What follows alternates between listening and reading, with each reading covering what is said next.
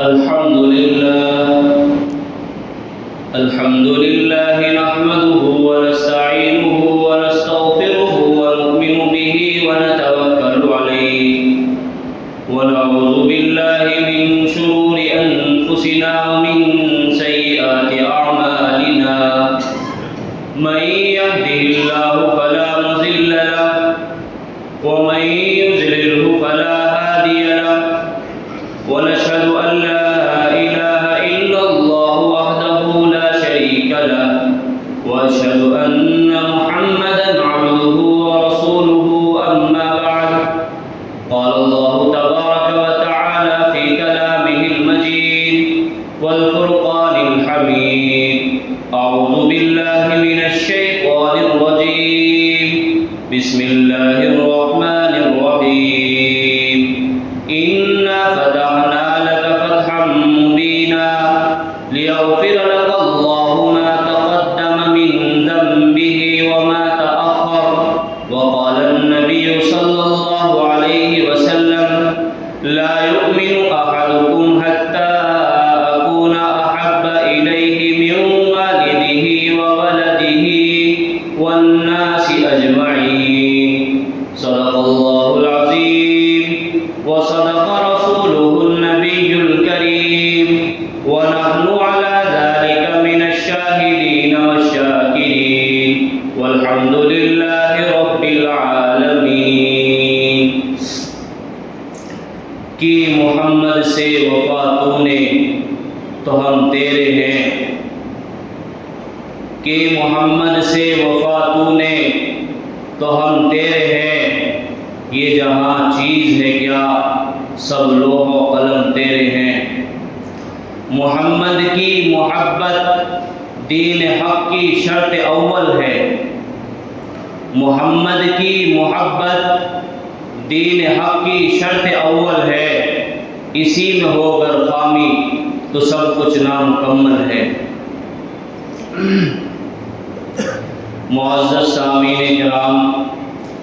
محترم بزرگوں، دوستوں، قابل احترام بزرگوں اور دینی بھائیوں،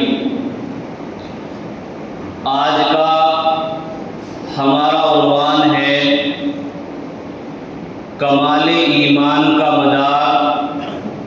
جناب نبی اکرم صلی اللہ علیہ وسلم کی محبت پر ہے۔ یعنی انسان کا ایمان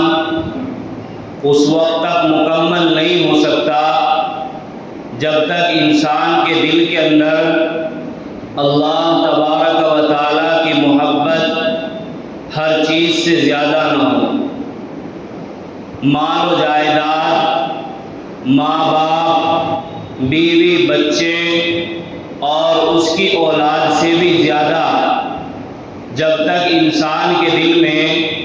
جناب نبی اکرم صلی اللہ علیہ وسلم کی محبت نہیں ہوگی تو انسان کا ایمان مکمل نہیں ہو سکتا۔ اسی کو اللہ تبارک و تعالیٰ کے لاڈلے اور پیارے پیغمبر جناب نبی اکرم صلی اللہ علیہ وسلم نے ارشاد فرمایا۔ ابو ہریرہ رضی اللہ تعالیٰ عنہ کی روایت ہے کہ اللہ کے حبیب صلی اللہ علیہ وسلم نے ارشاد فرمایا، والذی نفسی بیدہ لا یؤمن احدکم حتی اکون احب الیہ من والدہ وولدہ والناس اجمعین، کہ تم میں سے کوئی انسان اس وقت تک ایمان کے کامل درجے کو حاصل نہیں کر سکتا جب تک اس کے دل میں میری یعنی اللہ کے حبیب صلی اللہ علیہ وسلم کی محبت مال و جائیداد، اولاد اور ماں باپ سے زیادہ نہ ہو جائے۔ جب تک انسان کی محبت اللہ کے رسول صلی اللہ علیہ وسلم کے لیے اس کی اولاد کے مقابلے میں کم ہوگی، اس کی ماں باپ کے مقابلے میں کم ہوگی اور دنیاوی کاروبار کے مقابلے میں کم ہوگی اور دنیاوی مال اور جائیداد کے مقابلے میں کم ہوگی، تو انسان ایمان کے کمال درجے کو نہیں پہنچ سکتا ہے، ایمان کی تکمیل انسان کے نہیں ہو سکتی ہے، بلکہ اگر انسان اللہ کے حبیب صلی اللہ علیہ وسلم کی محبت کے اوپر دنیا کی محبت کو غالب کر رہا ہے، انسان اللہ کے حبیب صلی اللہ علیہ وسلم سے محبت تو کرتا ہے مگر اپنے ماں باپ کی محبت کو اللہ کے رسول صلی اللہ علیہ وسلم کی محبت پر فوقیت دیتا ہے، تو انسان کا ایمان مکمل نہیں ہو سکتا۔ جب انسان کے دل کے اندر اللہ کے رسول صلی اللہ علیہ وسلم کی محبت اس درجے ہو جائے گی کہ پھر دنیا کی کوئی چیز اس کے دل کے اندر اللہ کے رسول صلی اللہ علیہ وسلم کی محبت سے زیادہ عزیز نہیں ہوگی، تو اب اس کا ایمان مکمل اور کامل ہو جائے گا۔ ایک روایت ہے، حضرت عمر فاروق رضی اللہ تعالیٰ عنہ فرماتے ہیں کہ ایک مرتبہ رسول اللہ صلی اللہ علیہ وسلم میرے ہاتھ کو پکڑے ہوئے تھے، تو میں نے آپ صلی اللہ علیہ وسلم سے عرض کیا، اللہ کے رسول، میری جان کے علاوہ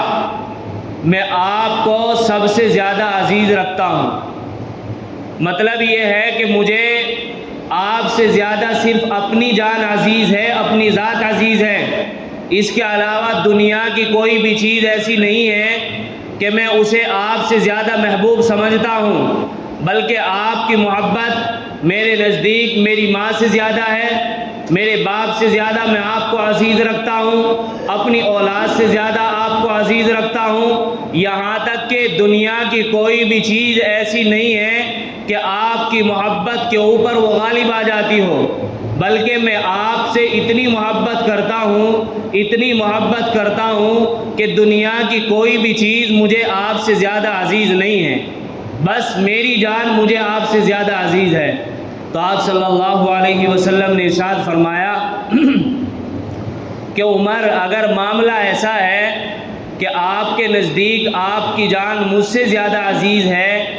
تو پھر آپ کا ایمان مکمل نہیں ہوا، آپ کا ایمان کامل درجے کا ایمان نہیں ہے، بلکہ ابھی آپ کے ایمان کے اندر کمی ہے، اور آپ کا ایمان اس وقت تک مکمل نہیں ہو سکے گا جب تک آپ اپنی ذات اور اپنی جان سے بھی زیادہ محبت مجھ سے نہ کرنے لگے۔ آپ صلی اللہ علیہ وسلم نے جیسے ہی حضرت عمر رضی اللہ تعالیٰ عنہ سے یہ بات بیان فرمائی تو عمر رضی اللہ تعالیٰ عنہ حواس باختہ ہو گئے اور فوراً ہوش میں آ کر اللہ کے حبیب صلی اللہ علیہ وسلم سے فرمایا، اللہ کے حبیب مجھے بات سمجھ میں آ گئی اور میں آپ سے اپنی جان سے بھی زیادہ محبت کرتا ہوں۔ تو آپ صلی اللہ علیہ وسلم نے ارشاد فرمایا کہ اگر آپ نے یہ بات سمجھ لی ہے اور آپ کے ذہن کے اندر یہ بات بیٹھ چکی ہے اور آپ نے اس بات کا تہیہ اور ارادہ کر لیا ہے کہ آپ مجھ سے اپنی ذات سے بھی زیادہ محبت کرتے ہیں، تو آپ کا ایمان مکمل ہو گیا، ورنہ تو آپ کا ایمان مکمل نہیں ہے، آپ کا ایمان ابھی ادھورا ہے۔ آپ کو جو ایمانی چاشنی اور نورانیت ہوتی ہے ایمان کی مکمل کی، وہ ابھی حاصل نہیں ہو سکتی جب تک آپ اپنی جان سے، اپنے مال سے، اپنی اولاد سے، اپنے ماں باپ سے زیادہ مجھ سے محبت نہ کرنے لگے۔ اللہ تبارک و تعالیٰ نے صحابہ کرام رضوان اللہ تعالیٰ علیہم اجمعین کے دلوں کے اندر جناب نبی اکرم صلی اللہ علیہ وسلم کی محبت کو بدرجہ اتم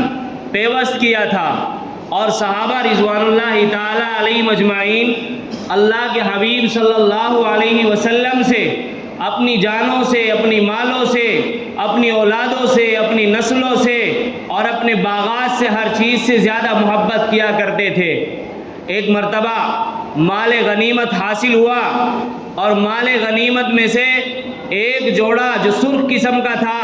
سرخ کلر کا تھا اور بڑا قیمتی تھا، اللہ کے حبیب صلی اللہ علیہ وسلم نے حضرت علی رضی اللہ تعالیٰ عنہ کو مرحمت فرمایا۔ حضرت علی رضی اللہ تعالیٰ عنہ کو ابھی یہ معلوم نہیں تھا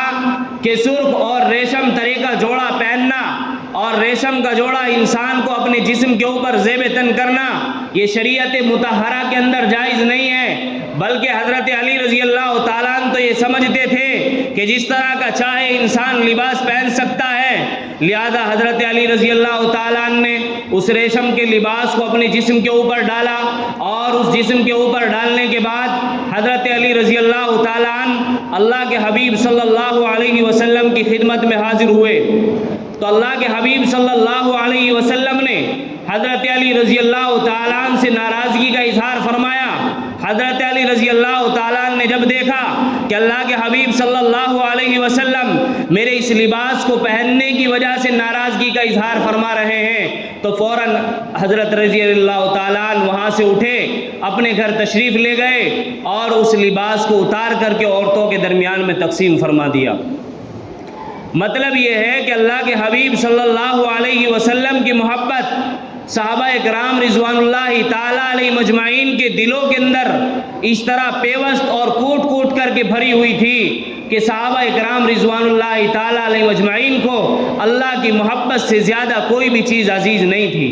اللہ کے نبی صلی اللہ علیہ وسلم کی محبت کے لیے، اللہ کے حبیب صلی اللہ علیہ وسلم کے پیار میں، اللہ کے حبیب صلی اللہ علیہ وسلم کے عشق میں صحابہ کے لیے ہر چیز کو قربان کرنا آسان ہو گیا۔ کوئی بھی چیز اللہ کے حبیب صلی اللہ علیہ وسلم نے فرمائی، کسی بھی چیز کا اللہ کے حبیب صلی اللہ علیہ وسلم نے اشارہ فرمایا اور حکم فرمایا تو صحابہ کرام رضوان اللہ تعالیٰ علیہ مجمعین نے اسے قبول کر لیا اور تسلیم کر لیا۔ تین طرح کی محبت ہوتی ہے، ایک محبت ہوتی ہے حب طبعی، اور ایک محبت ہوتی ہے حب عقلی، اور ایک محبت ہوتی ہے حب ایمانی۔ حب طبعی کا مطلب یہ ہے کہ جس طرح صحابہ اکرام رضوان اللہ تعالیٰ علیہ مجمعین کو اپنی جانوں سے، اپنی مالوں سے، اپنی اولاد سے، اپنی نسلوں سے زیادہ آپ علیہ الصلاۃ والسلام سے محبت تھی، اسی طرح ہمیں بھی اپنے ایمان کی تکمیل کے لیے اور اپنے ایمان کو مکمل کرنے کے لیے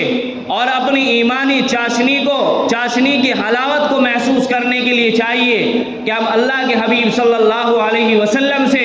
اپنی جانوں سے، اپنے مالوں سے، اپنی اولادوں سے اور اپنی نسلوں سے زیادہ محبت کریں۔ ایک حب عقلی ہوتی ہے، اس کا مطلب یہ ہے کہ انسانی مزاج کو ناگوار گزرنے کے باوجود اور انسانی مزاج کو گرا گزرنے کے باوجود بھی انسان اس کے منافع اور اس کے انجام کو پیش نظر رکھتے ہوئے محبوب کی محبت اور اس کی رضا کو اپنی نظر کے سامنے رکھتا ہے۔ جیسے انسان ہے، انسان کو کوئی تکلیف اگر ہو جائے تو دوائی کا کھانا انسان کو ناگوار گزرتا ہے، کبھی انسان کو آپریشن کی ضرورت محسوس ہوتی ہے مگر انسان آپریشن کروانے سے بھاگتا ہے، لیکن کیونکہ انسان کو پتہ ہے، عقل کا تقاضا یہ ہے کہ اگر انسان دوائی کا استعمال کرے گا تو دوائی کے کھانے کی وجہ سے صحت حاصل ہوگی، آپریشن اگر کرایا جائے گا تو جس بیماری کی وجہ سے انسان کو تکلیف ہو رہی ہے اور اگر آپریشن کروا دیا گیا تو آپریشن کروانے کی وجہ سے عقل یہ بات تسلیم کرتی ہے کہ انسان کو صحت کاملہ حاصل ہوگی۔ اسی طرح اگرچہ اللہ کے حبیب صلی اللہ علیہ وسلم کی سنتوں کا اپنی زندگیوں کے اندر اتارنا اور انہیں عمل کے اندر داخل کرنا دل کو گرا گزرتا ہے اور زندگی اس کو گرا محسوس کرتی ہے، لیکن کیونکہ عقل کا تقاضا یہ ہے کہ اگر اللہ کے حبیب صلی اللہ علیہ وسلم کی سنتوں کو اپنی زندگیوں کے اندر داخل کیا گیا اور اللہ کے حبیب صلی اللہ علیہ وسلم کی محبت کو اپنے دل کے اندر بٹھا لیا گیا تو آخرت کے اندر ایک اعلیٰ کامیابی اور کامرانی حاصل ہوگی۔ یہی وجہ تھی۔ اور ایک محبت ہے محبت ایمانی۔ محبت ایمانی یہ ہے کہ انسان کو ایمانی جذبہ اپنے محبوب کی محبت کے اندر ہر چیز کے اوپر مجبور کر دیتا ہے۔ یہی وجہ تھی کہ اللہ کے حبیب صلی اللہ علیہ وسلم صحابہ اکرام رضوان اللہ تعالیٰ علیہ مجمعین کو کوئی بھی چیز فرماتے تھے تو صحابہ رضوان اللہ تعالیٰ علیہ مجمعین اللہ کے حبیب صلی اللہ علیہ وسلم کے حکم پر لبیک کہتے تھے۔ اللہ کے حبیب صلی اللہ علیہ وسلم نے صحابہ سے فرمایا کہ میرے صحابہ، مکہ مکرمہ کو چھوڑ کر کے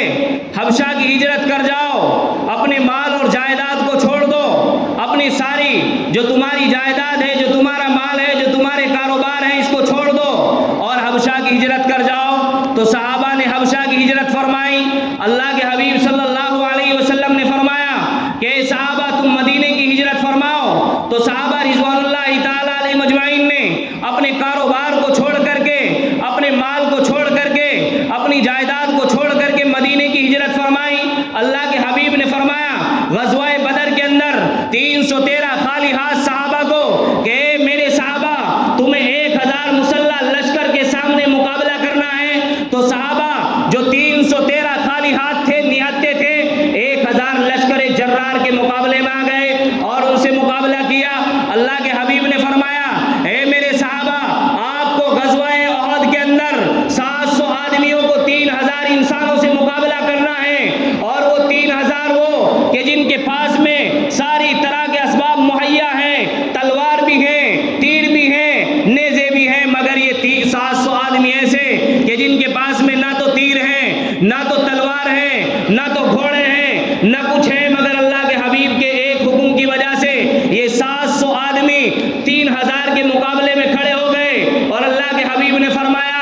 اے میرے صحابہ آپ کو 10,000 کے مقابلے میں کھڑا ہونا ہے اور ان کا مقابلہ کرنا ہے. تو یہ صحابہ رضوان اللہ تعالیٰ علیہ اجمعین غزوہ احزاب کے موقع پر چند آدمی ایک مختصر سی جماعت 10,000 کے مقابلے میں کھڑی ہو گئی، جبکہ منافقین یہ کہنے لگے کہ انہیں کمزوری کی وجہ سے اپنے خیموں سے قضائے حاجت کے لیے باہر نکلنے کی ہمت نہیں ہوتی تھی. اللہ کے حبیب کی خدمت میں حاضر ہو کر کے عرض کرنے لگے اے اللہ کے حبیب ہمیں اجازت مرحمت فرمائی جائے، ہماری جانوں کے، ہمارے جسموں کے اندر اب جان باقی نہیں ہے مقابلہ کرنے کے لیے. ہمارے گھر کھلے پڑے ہیں، ہمارے گھروں کے اندر ہماری بیویاں، ہمارے بچے غیر محفوظ ہیں، لہذا ہمیں اپنے گھروں پر جانے کی اجازت دے دی جائے. اسی کو اللہ تبارک و تعالیٰ نے فرمایا تھا وَإِذْ يَقُولُ الْمُنَافِقُونَ وَالَّذِينَ فِي قُلُوبِهِم مَّرَضٌ مَّا وَعَدَنَا اللَّهُ وَرَسُولُهُ إِلَّا غُرُورًا. اللہ نے اپنے حبیب سے فرمایا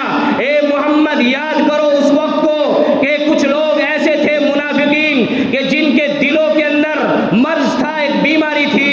اور ایمانی کمزوری کی وجہ سے انہوں نے آپ سے فرمایا تھا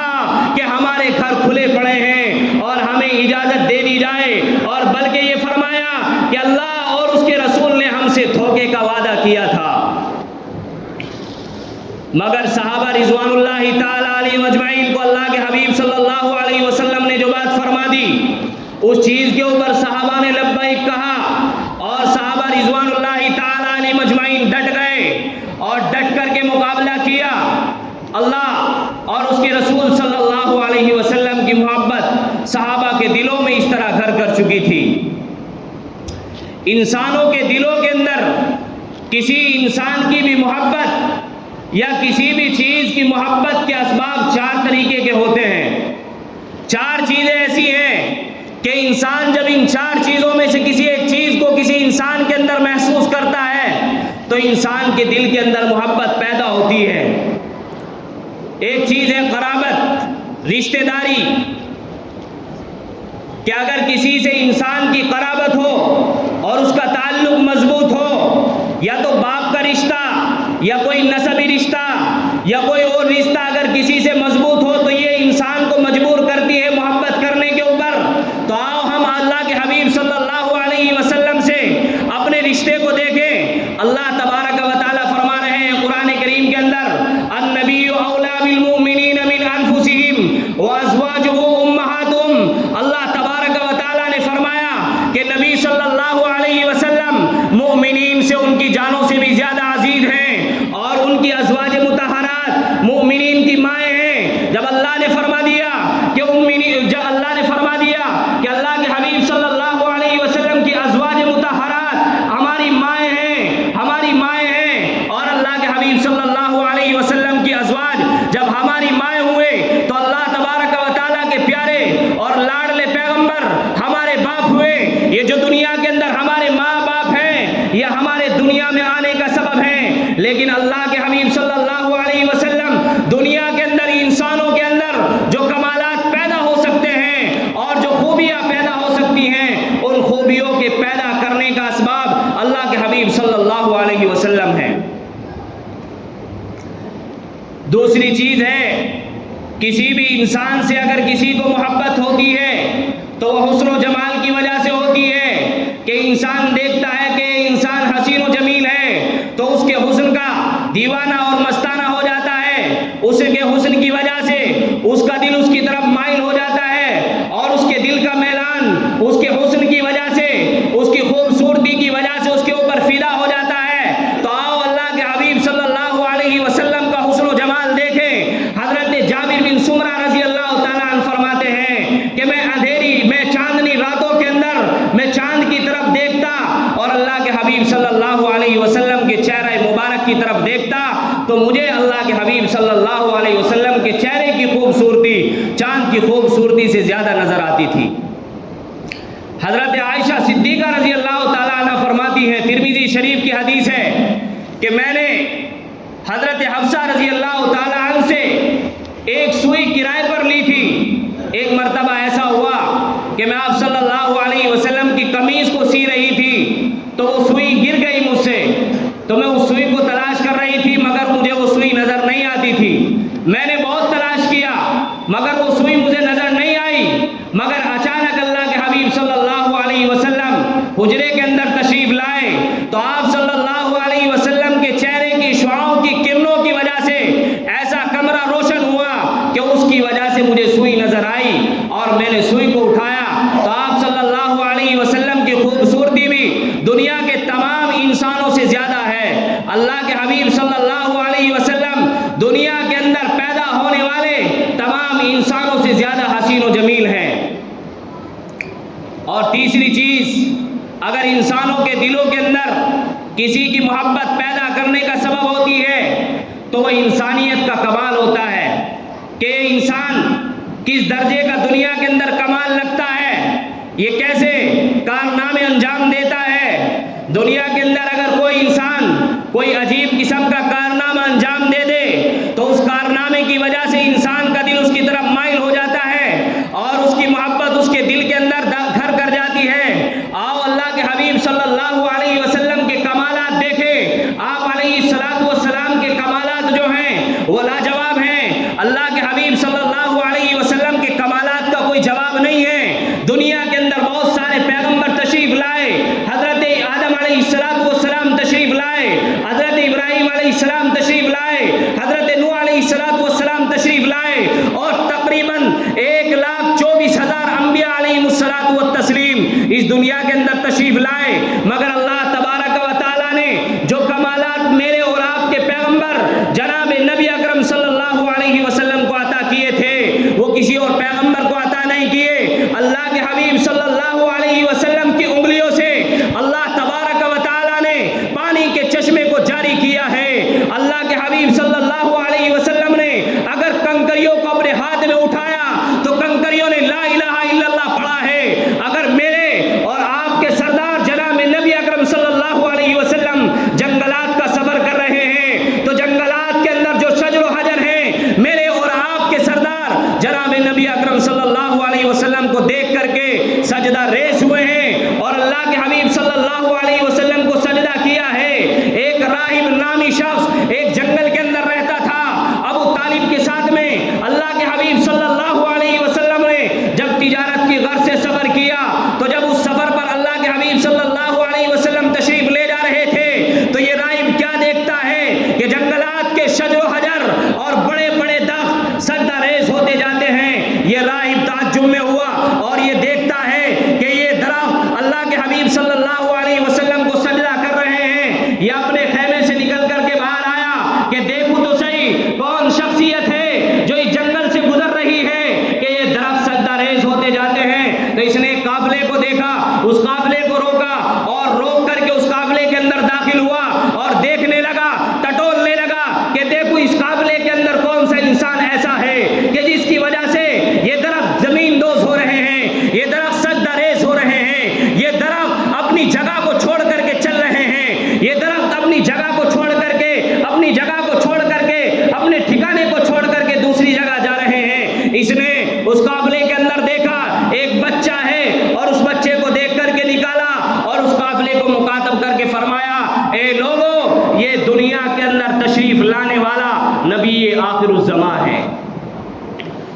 تو یہ میرے اور آپ کے نبی کے کمالات تھے اور احسانات اللہ کے حبیب صلی اللہ علیہ وسلم کے.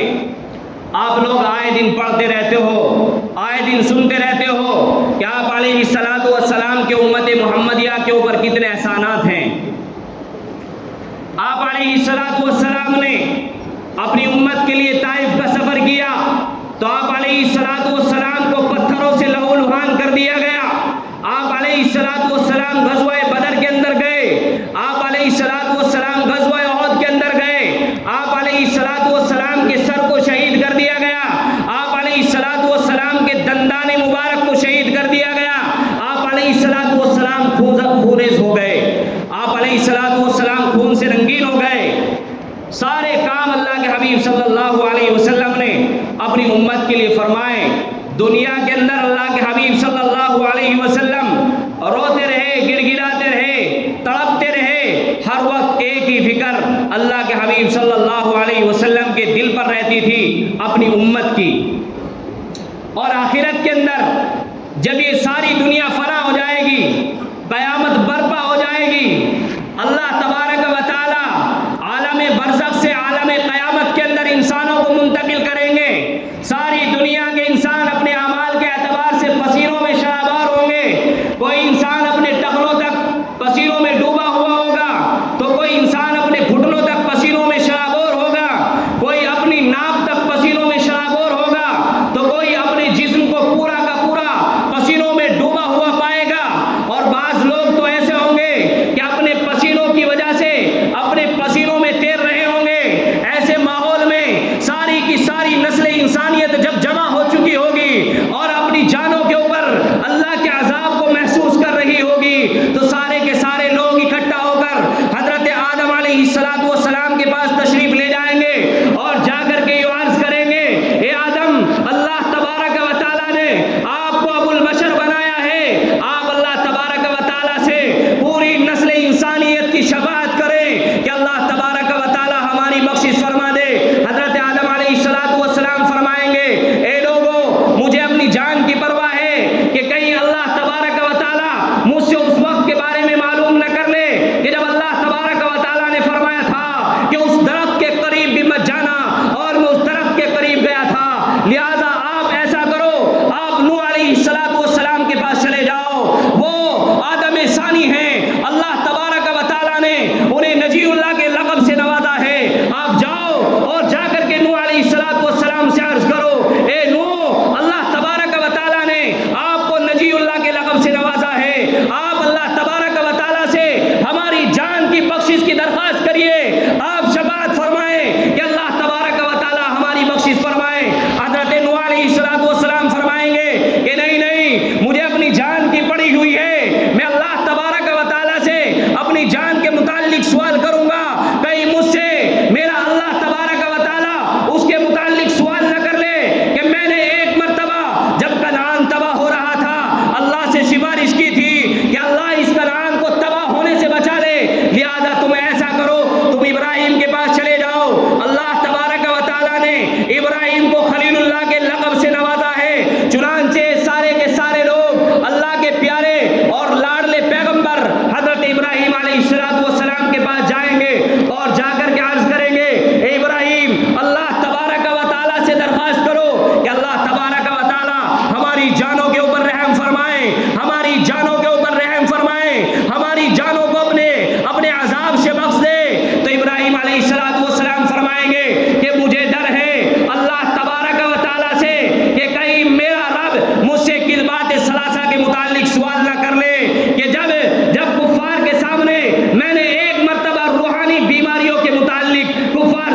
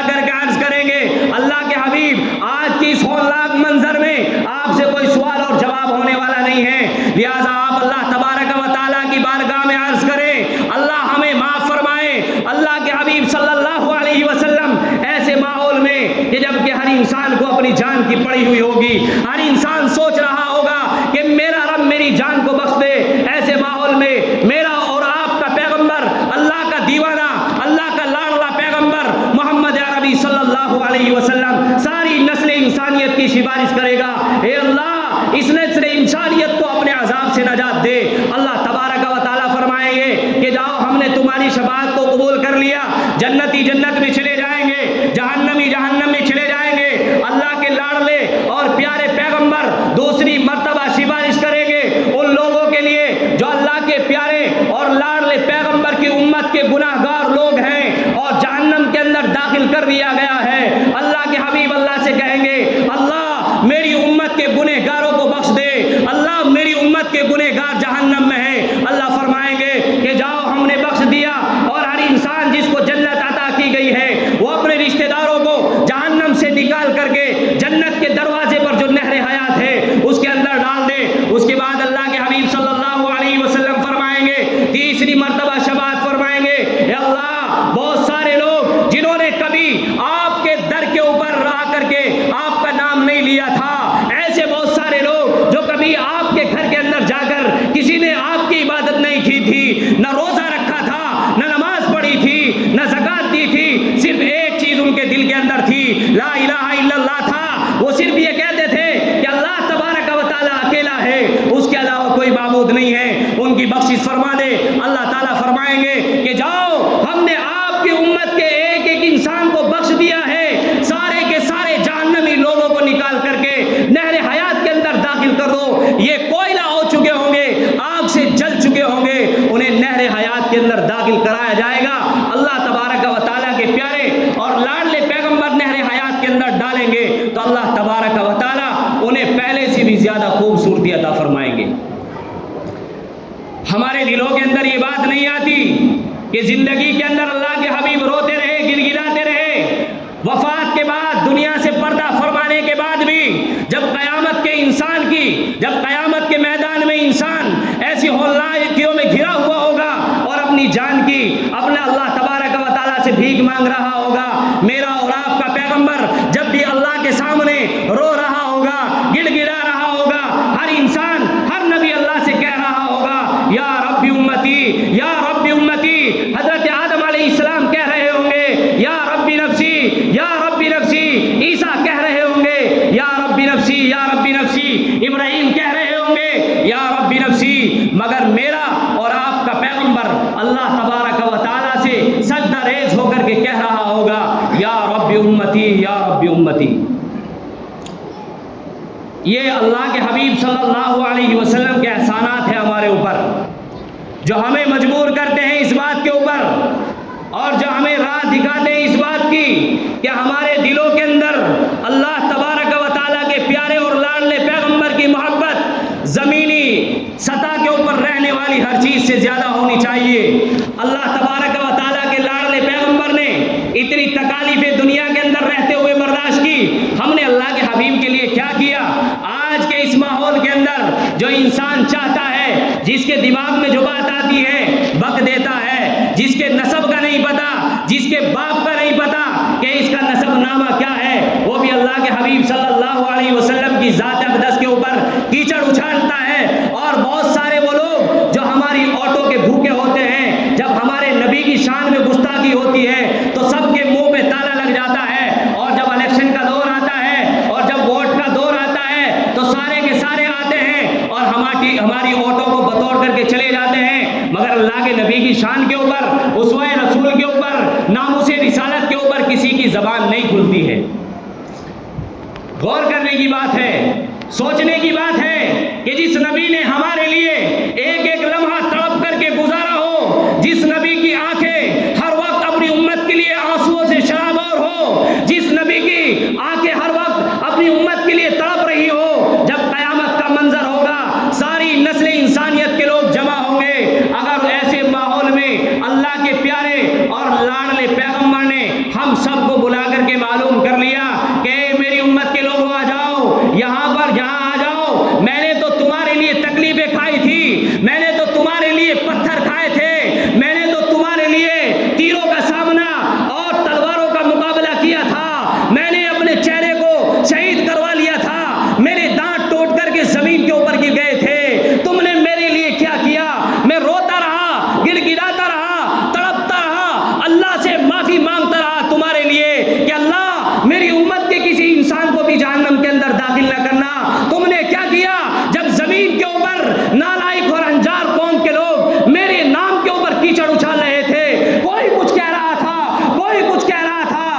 کسی نے کچھ وقت دیا؟ کیا تمہاری زبانیں سل گئی تھی؟ کیا تمہارے منہ پر تالا لگ چکا تھا؟ کیا تم نے اپنی جانوں کو میری جان سے عزیز سمجھ لیا تھا؟ کیا تمہیں خیال نہیں آیا کہ جس کے صدقے میں اس کائنات کو بنایا گیا تھا، جس کے لیے اللہ تبارک و تعالیٰ نے آسمان کو بنایا تھا، جس کے لیے تمہارے جسم کے اندر جان ڈالی تھی، کیا تمہیں خیال نہیں ہوا کہ ایک مرتبہ اپنی زبان سے نکال دیتے؟ او کمینے، تم میرے نبی کی جان کی شان کے اندر گستاخی کر رہا ہے، ذرا ہوش کر کے بول۔ ابھی اللہ کے نبی کے دیوانے اور مستانے زمین کے اوپر موجود ہیں، اپنی جانوں کا نذرانہ پیش کر دیں گے، اپنے مالوں کو قربان کر دیں گے، اپنی ماؤں کو قربان کر دیں گے، اپنے باپوں کو قربان کر دیں گے، مگر یہ اس چیز کو ہرگز برداشت نہیں کریں گے کہ اس کے نبی کی شان میں گستاخی ہو۔ مگر ہم نے بخوشی قبول کر لیا۔ کیا کر رہے ہیں پوری امت کے لوگ؟ کہاں ہیں؟ تقریباً 24 افراد لوک سبھا کے اندر مسلمان موجود ہیں، مگر زبان کے اوپر تالا لگا ہوا ہے۔ اور ابھی جو محبت کی دکان کھولے ہوئے تھے چند دنوں پہلے، محبت کی دکان کو لے کے چلے تھے، کہاں ہے آج محبت کی دکان؟ کہاں ہے وہ نیتا؟ اس دنیا کو جس کے صدقے میں بنایا گیا، اس کی شان میں گستاخی 2 مہینے کے اندر تقریباً کئی مرتبہ کر دی گئی، مگر کوئی بولنے کے لیے تیار نہیں ہے۔ کوئی جواب ہے اللہ کے سامنے حاضر ہو کر ہمیں بولنے کا؟ یاد رکھیے میرے بھائیوں، بزرگوں اور دوستوں، چاہے کوئی خانقاہ میں بیٹھ کر کے اللہ کی عبادت کر رہا ہو، یا جماعتوں میں جا کر کے جماعتوں میں اللہ کے دین کی دعوت دے رہا ہو، یا کوئی اور کام انجام دے رہا ہو، اگر ہم سے ناموس رسالت کا تحفظ نہ ہو سکا تو ہماری زندگیوں کے اوپر لعنت ہے۔ کر دیا بس، 4 آدمی گئے اور لکھ کر کے اس میں وگیاپن سونپ دیا، ہو گیا رسالت کا تحفظ، پورے ملک کے اندر یہ سلسلہ چلا ہوا ہے۔ اللہ کے نبی نے کبھی مصلحت کو سامنے نہیں رکھا تھا اپنی امت کے لیے،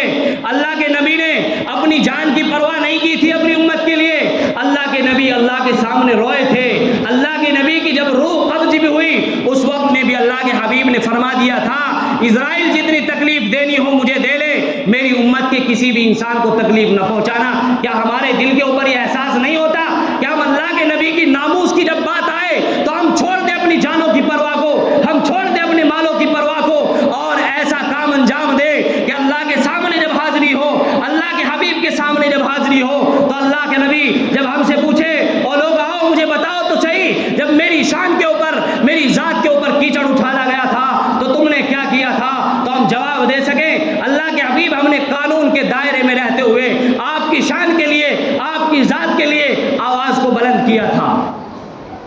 ہمیں پتا ہے کچھ نہیں ہونے والا ہماری آواز سے، مگر وہ واقعہ یاد کرو، حضرت ابراہیم علیہ السلام کو جب آگ کے اندر ڈالا گیا تو ایک چڑیا اپنی چونچ کے اندر پانی بھر کر کے لے کر گئی۔ کسی نے معلوم کیا ہے چڑیا کہاں جا رہی ہے؟ کہنے لگی ابراہیم کی آگ کو بجھانے جا رہی ہوں۔ تو اس نے کہا تھا کہ چڑیا تیری چونچ کا پانی کیا اس آگ کو بجھا سکے گا جو آسمانوں سے بات کر رہی ہے، جو آسمانوں کو چھو رہی ہے، جو پرندہ اس آگ کے اوپر سے گزرتا ہے وہ راکھ ہو جاتا ہے، کیا تیری چونچ کا پانی اس آگ کو بجھا دے گا؟ تو اس چڑیا نے کہا تھا مجھے معلوم ہے میری چونچ کا پانی اس آگ کو نہیں بجھا سکتا، مگر کل قیامت کے میدان میں اگر اللہ تبارک و تعالیٰ نے ساری نسل انسانیت کے سامنے مجھے بلا کر کے معلوم کر لیا اے چڑیا جب میرے ابراہیم کو جلایا جا رہا تھا تو کہاں تھی، تو کیا جواب دوں گی؟ ہم بھی ایک مرتبہ سوچ لیں کہ اس قیامت کے میدان میں جب ہر انسان اپنی جان کی پرواہ میں، اگر ایسے وقت میں اللہ تبارک و تعالیٰ نے ہم سب کو بلا کر کے گریبان پکڑ کے معلوم کر لیا اور انسانوں جو نبی تمہارے لیے زمین کے اوپر تڑپتا رہا، گڑ گڑاتا رہا، تکلیفیں برداشت کرتا رہا، تم نے اس وقت میں کیا کیا تھا، تو کیا جواب دیں گے؟ اپنا قدم اٹھائیں، اپنی آواز کو کھولیں اور بولیں ان انسانوں کے خلاف جو ہمارے اور آپ کے آقا جناب نبی اکرم صلی اللہ علیہ وسلم کی شان میں گستاخی کر رہے ہیں۔ ہمارے ان لوگوں سے بھی میری عاجزانہ درخواست ہے کہ کوئی نہ کوئی ایسا قدم اٹھایا جائے جو قانون کے دائرے میں ہو، قانون کی خلاف ورزی نہ ہو، مگر لوگوں کو لگے کہ اللہ کے نبی کے دیوانے اس زمین کے اوپر ابھی موجود ہیں کہ جب بات ناموس رسالت کی آتی ہے نہ تو انہیں اپنی جانوں کی پرواہ رہتی ہے، نہ انہیں اپنی اولادوں کی پرواہ رہتی ہے، نہ انہیں اپنے مالوں کی پرواہ رہتی ہے۔ وہ سڑکوں پر بھی آنا جانتے ہیں اور وہ اپنے نبی کی ناموس کا تحفظ کرنا بھی جانتے ہیں تاکہ ان کا منہ بند ہو سکے۔ اللہ تبارک و تعالی ہم سب کو زیادہ سے زیادہ عمل کرنے کی توفیق عطا فرمائے۔ سبحان اللہ و بحمدہ، سبحان اللہ۔